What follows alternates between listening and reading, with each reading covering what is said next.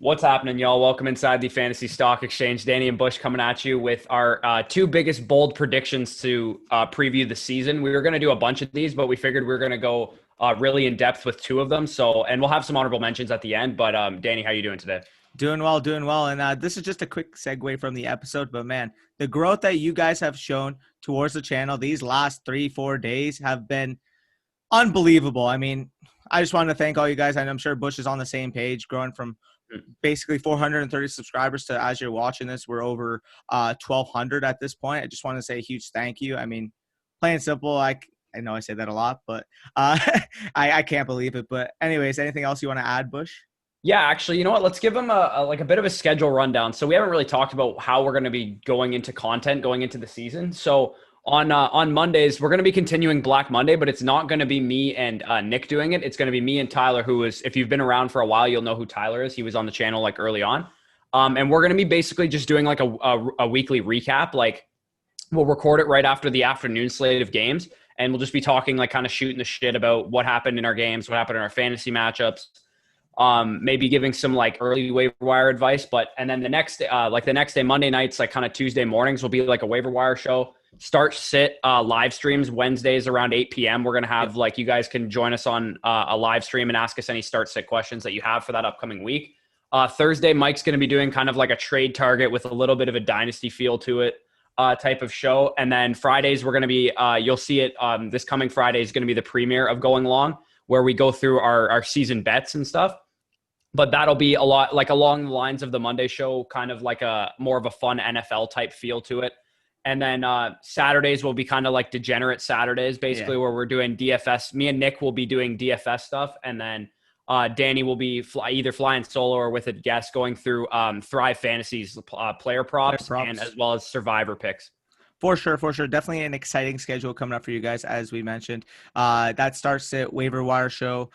Basically, we're just going to be taking questions from the Discord. And then if you guys are live, whatever, we can answer you guys' questions as well. We want to make sure you guys are having your fantasy needs met by us because plain and simple, as I always say, that's my saying. We want you guys to win your fantasy championships based not only on what we tell you guys, but what you're hearing, being able to apply an informed opinion based off what you're hearing. So definitely excited to get into that. But today on the docket, as we mentioned, got the bold predictions. But before we head into that, we're going to hit the intro.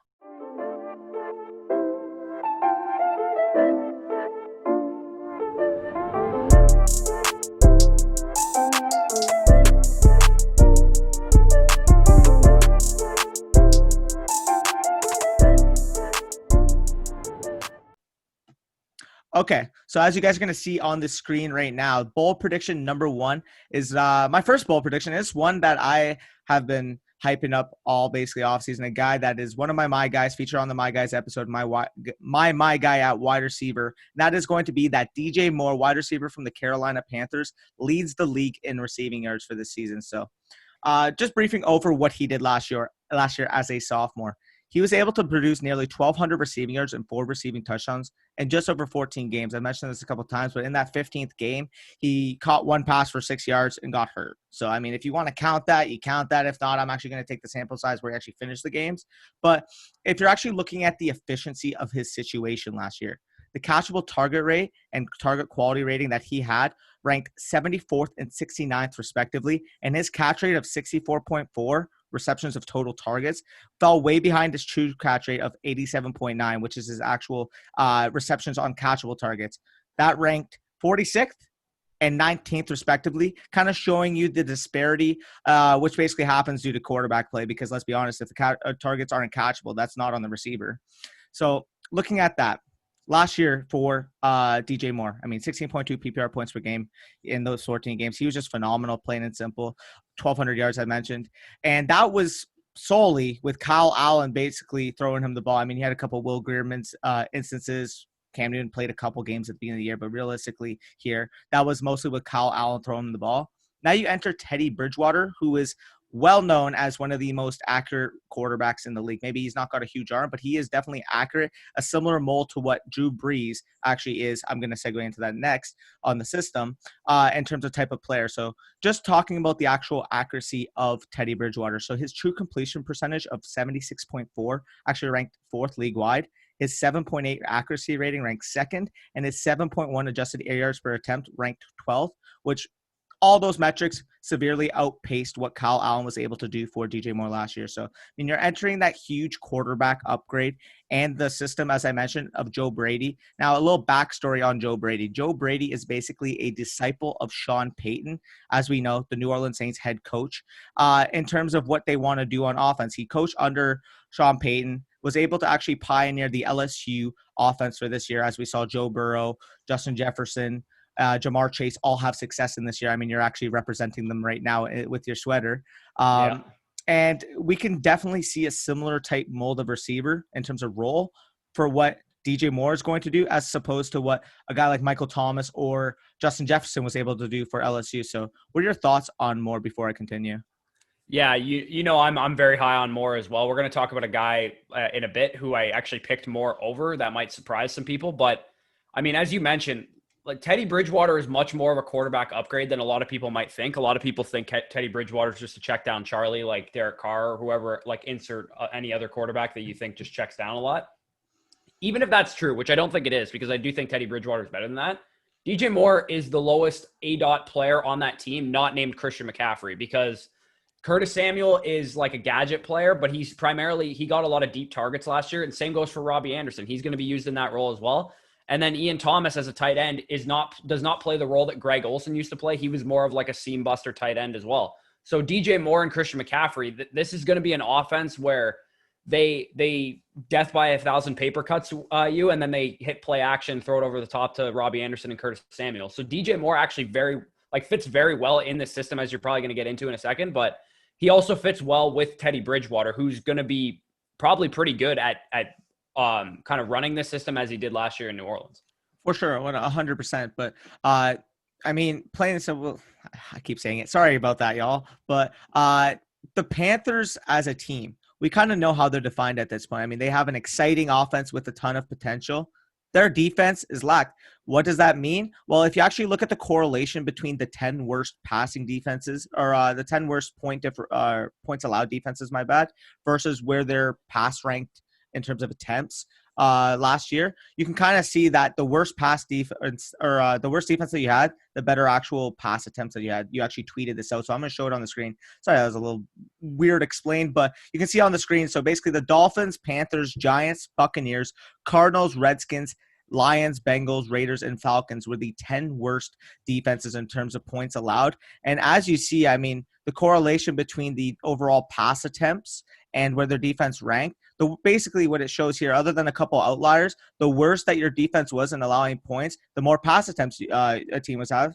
Because it just makes sense. If you're down in games, if your defense is giving up points, you're going to tend to pass the ball more because you can't control game script at that point. You need to put points on the board. What's going to be faster, running a 14-play run-driven drive or actually passing the ball and trying to finish it in 7-8 plays? Because let's be honest here, teams that fall behind need to make up a ton of points, a ton of yards quickly, and the passing game is more efficient to be able to do that.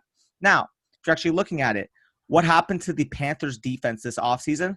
Oh, they just lost one of the best linebackers of this generation in Luke Kuechly, their cornerback one in James Bradbury, a starting safety in Eric Reed, Gerald McCoy, Mario Addison, Bruce Irvin, and Vernon Butler, all starting defensive linemen for them. Like, that passing game is going to have to throw the ball. I wouldn't be shocked if we're talking 660, 670 plus attempts, because they threw the ball 633 times last year and then lost on those guys to add on to that. So, I mean, when you're simply just saying a third-year talented wide receiver is going to improve, because anybody can say that about DJ Moore.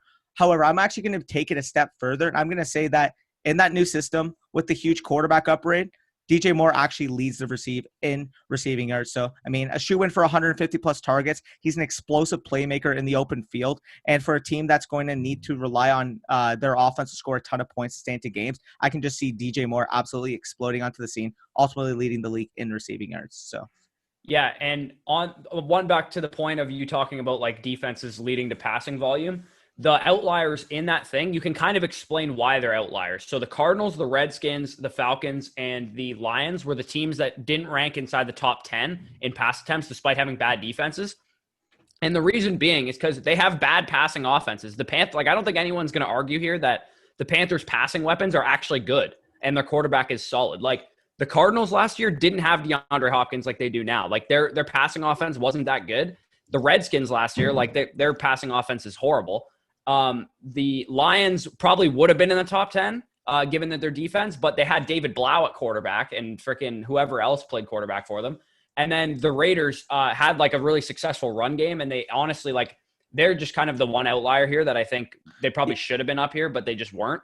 And that's kind of just John Gruden's like coaching style. Like, he's not going to give into game script, which is actually evidenced by their splits when trailing. It's pretty similar regardless. Even when talking about the Raiders, though, I mean, like, they may be an outlier too, but they added two rookie. Yeah, and they had no receivers last year. Well. It was just Darren Waller there. Yeah. So, I mean, you had Darren Waller alone last year. Now you add Henry Ruggs and Brian Edwards, which was a big fix they needed to fix in the draft. They ultimately attacked it with 2 high draft capital picks there. So it just goes to show you that the correlation is strong in this sentiment. So, yeah, I definitely love DJ Moore for this year. Fire him up. I mean, it may sound bold, but I do think he actually is going to lead the league in receiving yards if I were to take a bet. Yeah, for sure. And I'm going to get into another NFC South receiver that we're going to talk about here.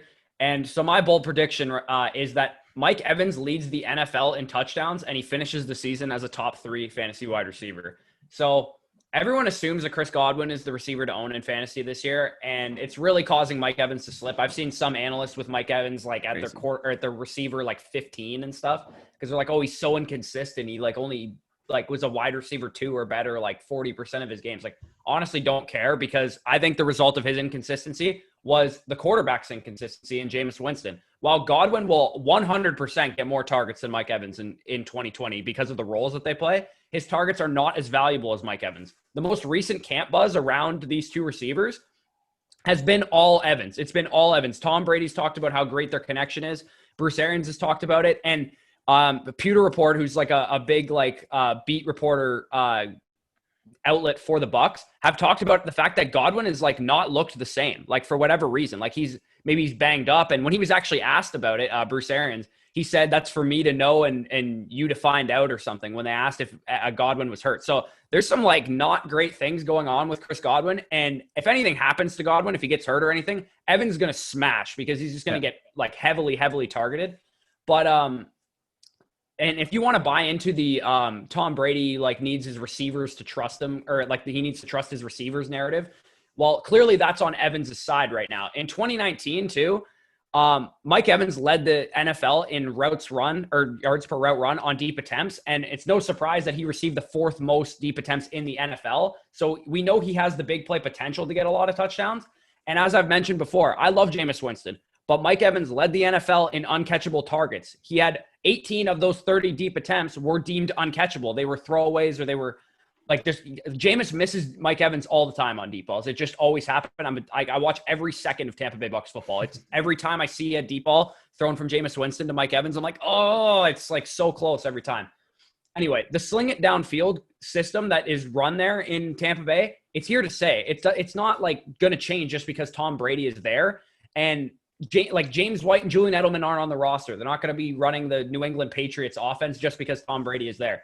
And I've mentioned this before, the red zone usage that Mike Evans has seen over the past, like over his entire career, but last year specifically, he tied for 8 in the NFL with 14 red zone targets, with 8 coming inside the 5-yard line, which was second in the NFL to Larry Fitzgerald, ironically. But yeah, what are your thoughts on Evans? Because I know a lot of people just kind of view him as like the second receiver in Tampa Bay. And even if that's the case, let's not pretend like this is not a top 5 passing offense in the league. The second receiver in Tampa Bay could still be a top 6, top 5 receiver. I fully agree with the point of Mike Evans being completely disrespected by the fantasy community, because plain and simple, oh my God, I keep saying that. But what is really different about his situation in comparison to a guy like Kenny Golladay? Kenny Golladay is the darling of everybody in fantasy football. He's ranked in a lot of people's top 5, top 6, top 7. When you're actually looking at the situations, what is different in each of the situations? Well, for starters, Mike Evans is a better version of what Kenny Golladay is, a big physical outside receiver that can put up touchdowns on you. And people point to, Kenny Golladay with Matthew Stafford last year was a lot better than without him, but he still produced. Well, Kenny Golladay points per game with Matt Stafford last year was 17.62. Even with Mike Evans having a couple of games where he had 0 points, 17.9 per game. If you're actually looking at it, who's more likely to score more touchdowns? Well, Kenny Golladay has a ton of touchdown upside, but give me the guy who has a offense that is most likely going to be top 5 in the league, is going to be the prime red zone weapon for that offense. And Kenny Golladay is still a receiver that, quite frankly, isn't going to pass a 130 target pace when we literally even saw last year that Mike Evans was on pace for 145 targets. So people say, oh, he's got a ton of upside with Stafford coming back. What is that upside in terms of targets? What, 124 targets, 70 catch pace? Like, give me the guy that is proven to be a year-over-year top 6 talent at the position. I'm going to go with Mike Evans, and I think it's not even close in my opinion. I think I have Evans right now as my wide receiver 8, and Kenny Golladay is like my wide receiver 12 right now. So I don't understand why there's such a disparity for the majority of the fantasy community between those two players, because give me Evans all day, every day over Kenny Golladay.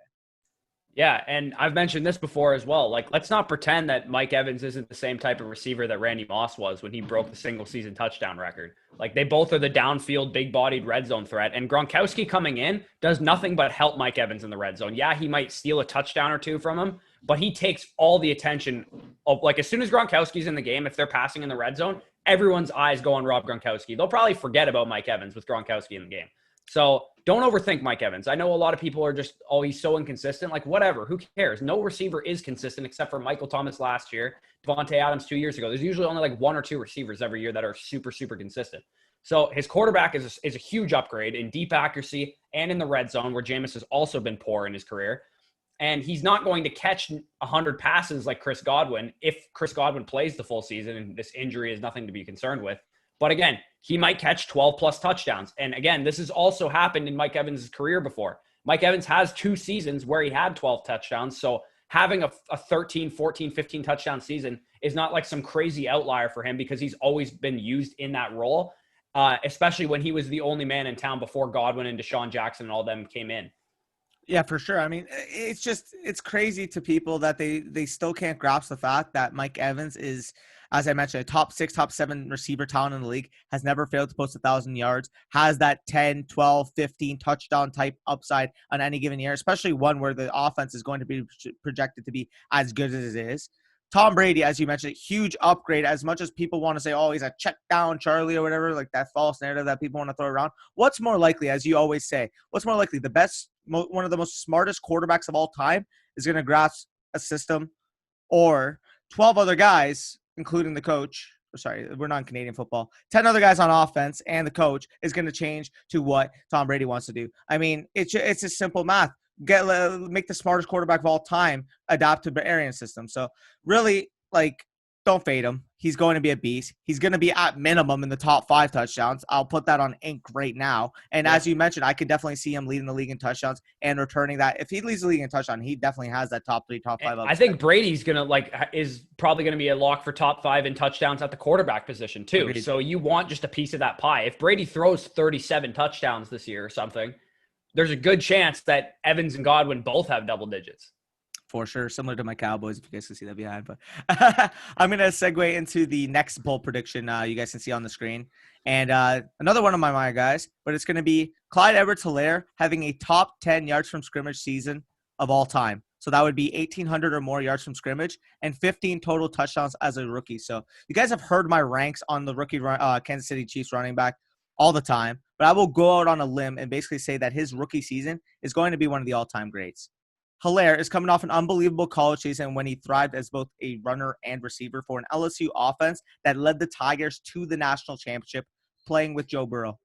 Well, what happens? Oh, it just so happens that the best offense in the NFL with the league's top quarterback makes him their first-round selection. If you can't describe a better situation than what actually happened for Clyde Edwards-Helaire. So a perfect fit for their offense from the start. The team made sure to go up and jump and grab a franchise running back to basically just make their offense unstoppable. It's pretty silly when you actually look at their offense, the amount of weapons, the amount of absolute dynamic talent that they have there. I mean, we're going to see it this Thursday night.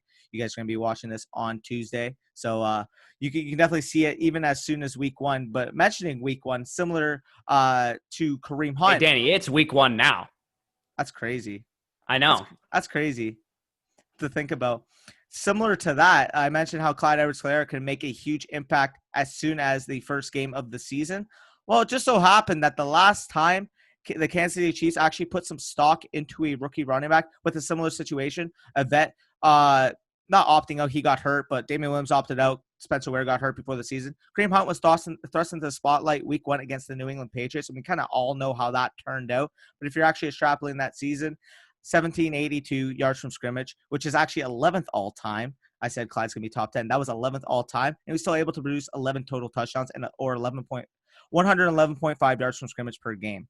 Well, if you're actually just comparing them straight up, you go from not only CH being a first-round selection, 32nd overall, to Kareem Hunt being a third-round selection, but Kareem Hunt's actually entered an offense with Alex Smith as its pivot, while Clyde Edwards-Helaire is entering the best offense in the NFL, led by the best quarterback in the NFL, as I mentioned, in Patrick Mahomes. So I see Clyde not only being able to match those numbers, but this may sound bold again, but I think he's going to be able to exceed them as a rookie. So the 27 games overall that Kareem Hunt was actually able to play for the Kansas City Chiefs, 11 of them in that next season with Patrick Mahomes, he posted 110.5 yards from scrimmage per game and 25 total touchdowns in those 27 games, which is just insanity. Mention Kareem Hunt. Now let's look at actually what Damian Williams, who we can all say at this point isn't as good as the back of either Kareem Hunt or Clyde Edwards-Helaire, was able to do with the designated lead back role or meeting a threshold of 50% or more snaps per game in the 2019 NFL season. So I'm going to show the screen, a prompt on the screen that I actually tweeted out a couple of weeks ago. But it's just truly funny that there are still people doubting why CH is a lock. You guys can kind of see the points that he was able to do in PPR formats. Damian Williams, in games where he played 50% or more of the snaps, had a 17.2 PPR points per game pace, which would have made him the RB10. In this current situation right now, Clyde Edwards-Helaire is a lock for at minimum 60 to 70% per game. So if you're looking at that, Damian Williams averaged 91.7 yards from scrimmage per game and 5 touchdowns across those 7 games. I mean, Clyde might not go out and lead the league in rushing as a rookie like Kareem Hunt was able to do. He doesn't need to. That's the thing with Clyde Edwards-Helaire, is that he doesn't need to. He's going to score 15 touchdowns plus this year. If you play for the Chiefs, that's just honestly what's just going to happen, because I'm pretty sure we can all confidently say that the Chiefs are going to be a top 5 scoring offense, probably top 2 this year in the NFL. And the starting running back is directly correlated to, like, when you're like the RB1 or whatever, you have to be from a good offense. So guys like, probably as much as we like Austin Eckler, he probably can't finish as the RB1 overall because he's not going to be in a top 10 scoring offense, most likely. But a guy like Clyde Edwards-Helaire, who's a lot like Austin Eckler, is going to be in an elite offense where even if he isn't that good, like from an efficiency perspective, he's probably going to get bailed out by from touchdowns. And I think me and you both expect him to be very good because we both 100%. Liked him coming out of school as well. Yeah, 100%. I mean, if you're actually looking at it, a guy like Kareem Hunt, as I mentioned, 110.5 yards from scrimmage per game across those 27 games. And that was only on 3.6 targets per game. I think I can safely say, given the receiving prowess that we saw from him as a prospect and given what they've been saying out of him at camp, saying that he is polished as a receiver out of the backfield, I wouldn't be surprised if we're seeing a rookie back in Clyde Edwards-Helaire averaging 5 to 7 targets per game. And if that's the case, combining his rushing upside, combining that touchdown upside, I mean, there's no way that he doesn't meet those thresholds. So again, it may sound bold saying top 10 yards from scrimmage of all time, but this is the perfect situation for a guy like that to be able to do so. Now mentioning those 15 touchdowns from scrimmage per game. Well, if you actually took the average of Damian Williams over that 7-game stretch I mentioned and his 0.71 touchdown per games versus Kareem Hunt 2018 with Mahomes of 1.27 a game, you actually extrapolate that out, that actually equals 15.8 touchdowns across the 16-game sample size. I'll go bold and I'll just say he crosses the 15 touchdown barrier because, I mean, you see the math right there. At a stat line of 1,800 total yards from scrimmage and 15 touchdowns, just to show you how bold that actually was according to last year. it would have ranked second in yards per scrimmage behind Christian McCaffrey, and the 15 touchdowns actually would have had him tied for fourth league-wide with Mark Ingram. So, I mean, he's just in for a special year. I mean, the fact that these even seem attainable for a rookie back just show you that this guy should not be leaving the mid-first round of any of your fantasy drafts this year. Yeah, and a big objection people might have is like, oh, we've never seen him do it. Like that's why I can't take him in the first round. We never saw Saquon Barkley do it. We never saw Kareem Hunt do it. We never saw Alvin Kamara do it. We never all these guys were elite in their rookie years. And the same people that say we've never seen him do it are also the same people that say running backs don't matter. Well, is there a more prototypical running backs don't matter system than Andy Reid's with Patrick Mahomes as the quarterback, with a great offensive line, with elite field stretching options in Hardman and Hill, with a great tight end to take more attention away in the red zone? Like they're like me and Danny might be fucking RB2s in that offense. Like literally. Like, it's really not that hard for, like, even if Clyde Edwards-Helaire is average at, like, as a talent, he's still probably going to be an RB1 this year. Just, as I mentioned, based on touchdown volume and probably receptions as well. Yeah. So, getting off of Clyde Edwards-Helaire. I'll just say one more thing. Okay, yeah, go ahead. Nobody views Damian Williams as a top talent in the league, right? Well, he was the RB10 on points per game. I mean, the people that are scared to take talented rookies in situations with a ton of upside are the same people that perennially finish fourth in your fantasy football league. So, got to take the risk on upside with a guy like Clyde Edwards-Helaire. I mean, that top 2-3 overall RB season is definitely in store. I mean, I mentioned here 1,800 yards from scrimmage and 15 total touchdowns is definitely attainable. So, go into your second guy. Sorry, I can't cut you off. Yeah, so we're going to see Clyde Edwards-Helaire head-to-head against this guy in 2 short days, and that's Deshaun Watson is going to be the QB1 and win the MVP award is the bold prediction that I have. So if you guys are subscribers to Notorious Fantasy's channel, I already made this bold prediction on his channel, so I'm going to carry it over, unfortunately. But as Danny mentioned, I'll have him put this back up on the screen again. The top 10 teams in points allowed last year correlated directly with teams that threw the ball a lot. And notice that the teams, as I mentioned, that have very good passing offenses where they have a good quarterback, they have good receiving options, they have running backs that can catch the ball, they have tight ends, whatever, they ranked very highly on this list. So the takeaway from that top 10 list is that teams like Houston, teams like Seattle, teams like Vegas, teams like Carolina and Jacksonville, all their passing options are undervalued. And specifically, I think they're quarterbacks for a lot of those teams. I think Houston... I think Watson's going to have a great year. I think Derek Carr is going to have a solid year. I think Teddy Bridgewater is going to have a solid year. I think Gardner Minshew is going to have a great year. I think Russell Wilson's obviously going to be Russell Wilson. But and I'll put this on the screen as well. In the 5 games that the Texans failed to rush for more than 100 yards, Deshaun Watson threw the ball almost 39 times, which is a target or a pass attempt pace of over 600. In the 6 games that the Texans allowed greater than 30 points, he threw the ball 34.3 times, which is a 550 attempt pace. Both of these things happened twice, and he threw the ball 43 times on average in those games. Both the defense of the Texans, where they lost DJ Reader and they lost one of their corners or safeties. I can't remember who it was, but they lost some guys. Kevin Johnson, and their defense got worse. Go ahead. Kevin Johnson, I believe, cornerback. Yes, Kevin Johnson. That's what I was thinking of. And their rushing attack also got worse. I'll get into that in a second. But the defense is terrible. They have Vernon fucking Hargraves as a starting corner. That's how you know their defense is bad. And that's the reason that you attacked Tampa Bay's defense for so long and why their defense suddenly became good once he was gone. Watson's going to have to play Superman this year. If the Texans want to win games, that's just how it's going to have to happen. And he's also not going to get as much help from the rushing attack as he did last year, as I mentioned. In fact, Carlos Hyde, as a pure runner, ranked better than David Johnson in true yards per carry, better in breakaway run rate, better in evaded tackles per attempt, better juke rate, etc. All of these metrics, he outranks David Johnson. So while David Johnson was once a great running back, all he can really do is catch the ball at this point in his career. He's kind of slowed down. And Bill O'Brien's still probably going to run the ball up the middle 20 times a game because that's Bill O'Brien. But David Johnson isn't going to be very successful at it, and it's going to lead to a lot of 3rd and longs and a lot of Watson being Watson. Plus, any damage that David and Duke Johnson do as running backs is probably going to become as a receiver. And all that affects Deshaun Watson's stat lines as well. If David Johnson catches a screen pass and takes it 40 yards, me and Danny look like idiots for fading him in fantasy, but it also helps Deshaun Watson, so it's okay.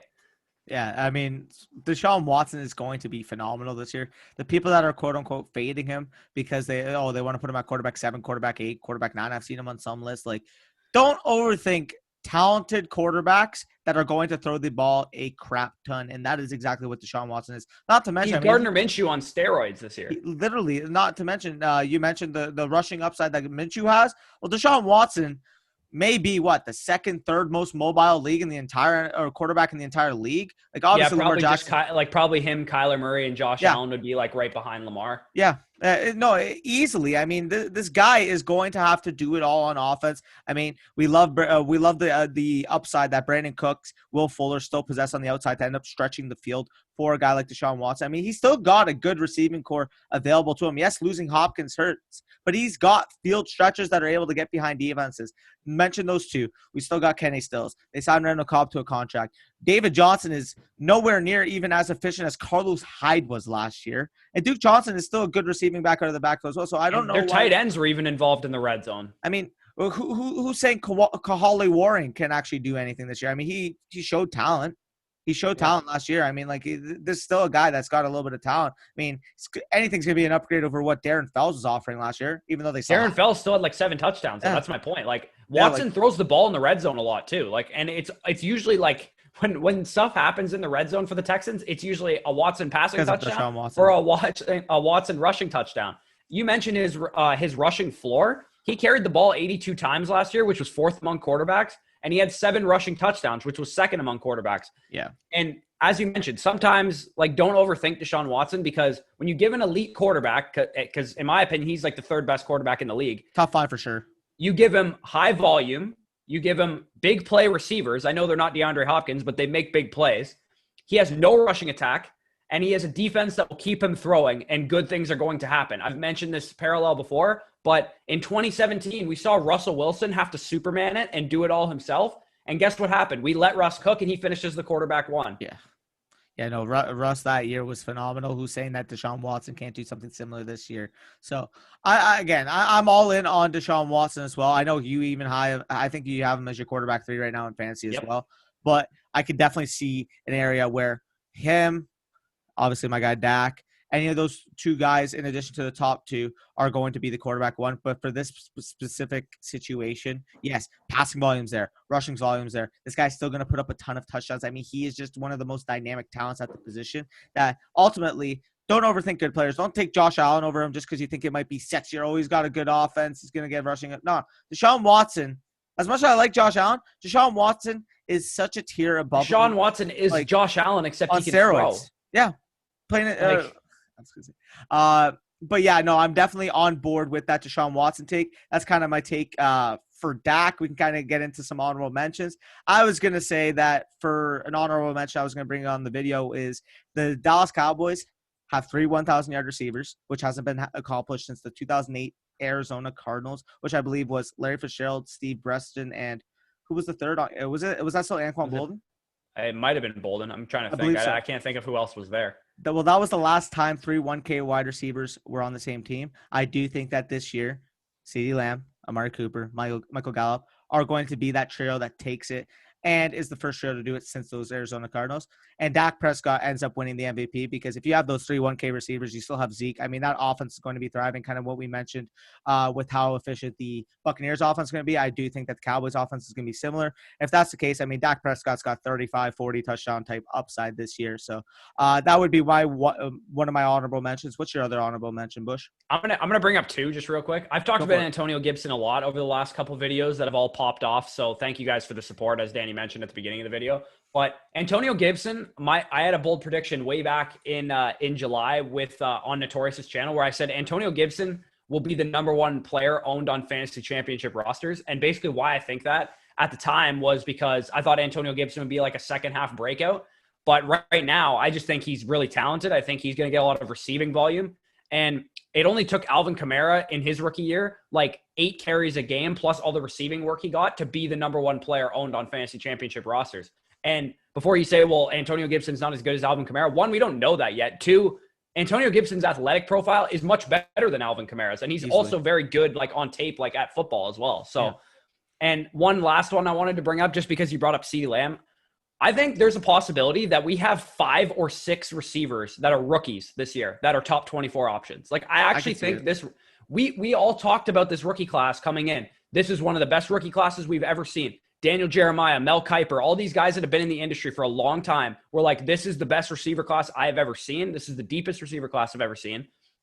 And there are a number of rookies, Michael Pittman Jr., Jerry Jeudy, CeeDee Lamb, Henry Ruggs, Jalen Reagor, all these guys, they're all in great situations to smash their rookie year. So I think we could see a rookie like bonanza of like fantasy scoring.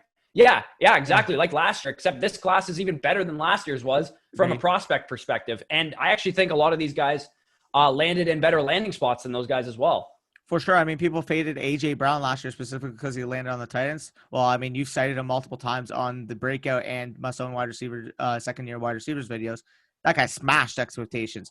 Who's to say that this year, you want to fade the rookie wide receivers? Yes, I've mentioned a couple of times it may take them a little bit to get acclimated because of COVID, but once those guys get acclimated, the situations that they are in are phenomenal to end up earning targets right away. I also think a lot of those guys, as I mentioned on the Sleepers video with Jerry Jeudy, I don't think Jerry Jeudy needs that much time to get acclimated because I think Jerry Jeudy was pro ready in 2017. I don't think he needed that much time to learn a playbook and all that stuff. A lot of these guys were very pro ready receivers. And that's why I do expect a lot of them to perform their rookie years. I know we don't generally want to count on rookie receivers, but this class is built different and next year's class is too. So get ready for that. Yeah, no, it's definitely going to be exciting watching these wide receivers end up snapping over the stretch this year. But talking about mine, I'm actually going to mention two tight ends that I actually think are going to both finish in the top 6. I have one ranked in the top 6 right now in Hayden Hurst. The other one going to be Jonnu Smith. Now, mentioning those two guys, I'm just going to mention a bold prediction, bro. All right. Everybody knows you love them. I'm supporting you.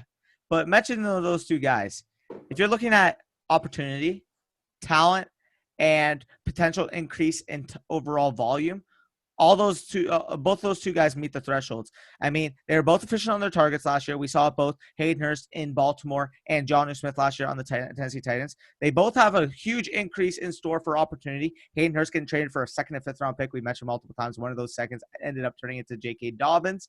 And Jonnu Smith obviously being the number 2 target now for the Tennessee Titans. And in general, I mean, we've cited it multiple times. The Atlanta Falcons are in the pass heaviest offense in the league and are vacating an 18.5% target market share that Austin Hooper was able to garner last year. Hayden Hurst is Austin Hooper with a better athletic profile. So I don't know why people want to fade him in a great spot. And talking about Jonnu, you mentioned multiple times, the Titans were one of the most run-heavy teams in the NFL last year. That's going to face some positive regression in terms of pass attempts. It doesn't matter because even if Jonnu only gets 90 targets this year, which it doesn't sound like a lot, but for the tight end position, that's a lot of targets. Like for the tight end position, you can finish as a top 6 tight end with 90 targets, especially if you're as efficient as Jonnu Smith is. As I've mentioned all his efficiency metrics and yards per route run and yards per target, yards after catch per reception, all that stuff just means if he gets any targets, he's going to be good because he's a big play tight end. So that'll do it for us in terms of all our bold predictions. We're getting right into in-season content starting probably tomorrow. Me and Nick are going to have a showdown slate in terms of the DFS slate for game 1 of the NFL season this year between the Texans and the Chiefs. So make sure you guys stay tuned for that. Make sure you guys like the video if you enjoyed it, if you received any value from it. Comment down below. You guys have been smashing the comment section lately, so definitely appreciate that. Subscribe to the channel if you're new. We post videos every day.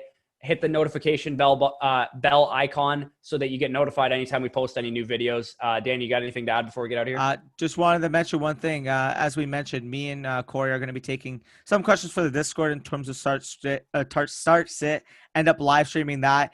And if you guys are in the live stream, we finish up with some of the Discord questions. We are going to stay in a little bit extra. You guys can leave any comments down below. We will feel free to answer your questions because we want to see you guys win. We want to see you guys succeed. That's what we made the channel for you guys to end up winning those fantasy football championships. So hope you guys enjoyed this video. This was our bold predictions, and we'll see you tomorrow. Peace out.